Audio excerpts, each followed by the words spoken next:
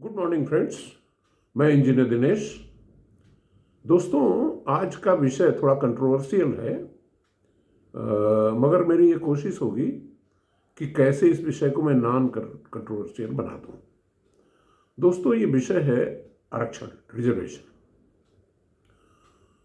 आज की परिस्थिति में जो हमारे कॉन्स्टिट्यूशन में आरक्षण की व्यवस्था दी गई होगी, वो शायद इस आधार पे कि किसी भी समाज, देश या परिवार में अगर कोई पीछे रह जाता है तो सबको मिलजुल करके उसकी मदद करनी चाहिए, जिससे कि वो भी मुख्य धारा में आगे बढ़ सके।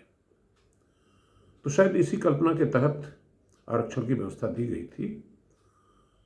मगर किसी की मदद करने का जो तरीका हो वो कैसा हो, अगर वो तरीका गलत हो गया तो उसके परिणाम भी गलत निकलेंगे। दोस्तों, इसी परिप्रेक्ष्य में मैं एक छोटी सी कहानी सुनाता रहा हूँ कोरा प्लेटफॉर्म पे।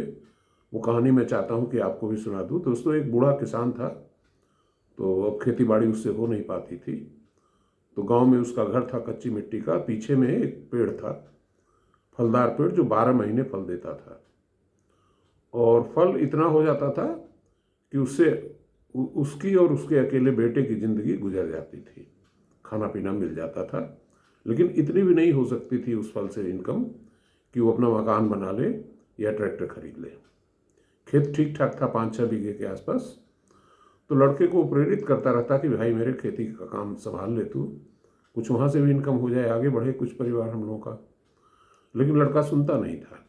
और चूंकि किसान बूढ़ा हो चुका था, समथिंग लाइक मी, तो वो अपना एक दिन क्या डिसाइड किया कि घर द्वार छोड़ करके वो अज्ञातवास में चला गया। वैसे भी आदमी को चला ही जाना चाहिए 60 साल की उम्र में, जैसा कि हमारे यहाँ हिंदू धर्म में सुझाया गया है। तो जब वो चला गया तो शायद इस उम्मीद में गया था कि मेरे जाने के बाद लड़का हो सकता है सुधर जाए, जिम्मेदारी समझे और खेती बाड़ी का काम शुरू करे। तो लेकिन हुआ नहीं ऐसा। तो साल भर बाद वो गांव लौटा रात के अंधेरे में, और पड़ोसी के यहाँ रुका और पूछा उससे कि भाई क्या समाचार है उसका। बोले, और वो तो पहले से भी ज़्यादा आलसी हो गया और दिन भर सोया ही रहता है और यही जो फल गिरते हैं तोड़ता भी नहीं, जो गिरते हैं उन्हीं को बीन बांध करके बेच के अपना कारोबार चलाता है। तो बूढ़े किसान को बड़ी निराशा हुई। तो उसने रात में ही कुल्हाड़ी लिया और पेड़ को काट दिया, और काट करके फिर अज्ञातवास में चला गया। अब की बार परिस्थितियां बदली और 1.5-2 साल बाद फिर वो वापस आया तो क्या देखता है कि गांव वालों ने बताया कि भाई वो तो ऐसी खेती किया कि जो गांव क्या पूरे ज्वार में ऐसी कोई खेती किसी की नहीं है। और वो ट्रैक्टर भी खरीद रहा है, मकान का भी निर्माण शुरू कर दिया है, वो आगे निकल गया। तो कहने का मतलब ये है कि अगर आप किसी की मदद करना चाहते हैं तो उसको वो फलदार पेड़ न दें। उसको मदद अगर करना है तो किसी कार्य के प्रति, किसी योजना के प्रति, किसी व्यवसाय के प्रति उसको प्रेरित करें।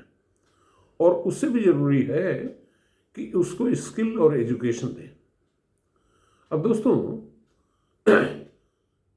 आपको तो मालूम ही है कि नौकरियां पूरे विश्व में घट रही हैं, और हिंदुस्तान में भी उतनी नहीं, फिर भी यहाँ भी घट रही हैं। क्योंकि ज़माना जो है मैकेनाइजेशन से चला और इंफॉर्मेशन टेक्नोलॉजी से होते हुए अब आर्टिफिशियल इंटेलिजेंस की तरफ बढ़ रहा है।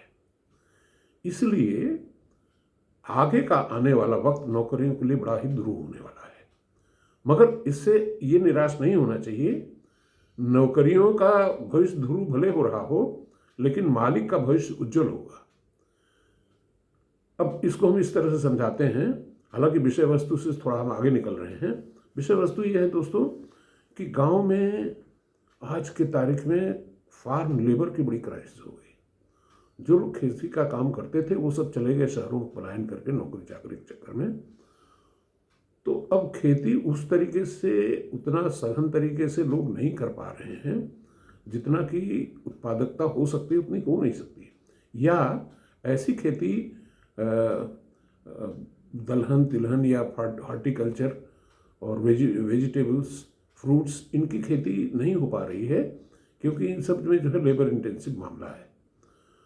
तो इस दिशा में काम ये होना चाहिए कि हमें आर्टिफिशियल इंटेलिजेंस के माध्यम से फार्म लेबर क्रिएट करना चाहिए। यानी कि मैं आपको बता रहा हूँ कि खेती में उत्कृष्टता कैसे पैदा हो सकती है आर्टिफिशियल इंटेलिजेंस के द्वारा। मैं ये नहीं कह रहा हूँ सब लोग आर्टिफिशियल इंटेलिजेंस में चले जाए, लेकिन लोग जाएंगे। क्यों? क्योंकि आदमी की उत्पादकता कम हो रही है, मशीन की बढ़ रही है। तो इसलिए मेरा संदेश ये है कि जो महत्वपूर्ण चीज़ है, जो इस कहानी से आप जो मैंने पहले सुनाई, उससे निष्कर्ष ये निकलता है कि जिनको आप मदद करना चाहते हैं, आरक्षण देना चाहते हैं, दीजिए, बेशक सब दे दीजिए उनको, मगर उससे भी ज़्यादा महत्वपूर्ण मदद ये होगी कि उनको इस लायक बना दीजिए कि अपना उद्यम, अपना बिजनेस, अपना व्यवसाय वो खुद कर सकें। इतने वो काबिल हो जाएं, जो कहते हैं ना कि खुद ही को कर बुलंद इतना कि हर तदबीर से पहले खुदा बंदे से खुद पूछे बता तेरी रजा क्या है। तो बजाय इसके कि उनको जो लालीपाप बांट रहे हो, उसके बजाय उनको सक्षम बनाओ स्किल से, एजुकेशन से।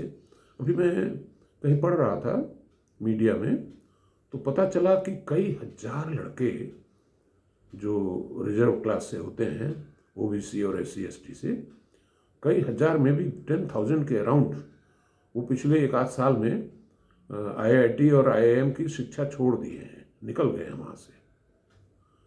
अब मान लीजिए कि आपने 3rd ईयर में छोड़ दिया, 2nd ईयर में छोड़ दिया, तब वो सीट तो भरी नहीं जाएगी।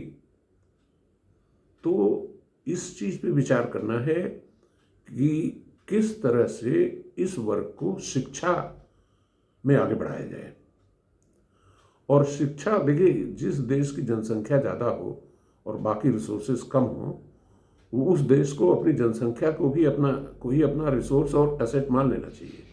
और जनसंख्या की गुणवत्ता, क्वालिटेटिव इम्प्रूवमेंट कैसे बढ़ाया जाए, इस पे काम होना चाहिए। न कि जो 100-200 नौकरियां हैं उसमें आपस में उनको लड़ा करके और वोट बैंक का माध्यम बनाया जाए। धन्यवाद।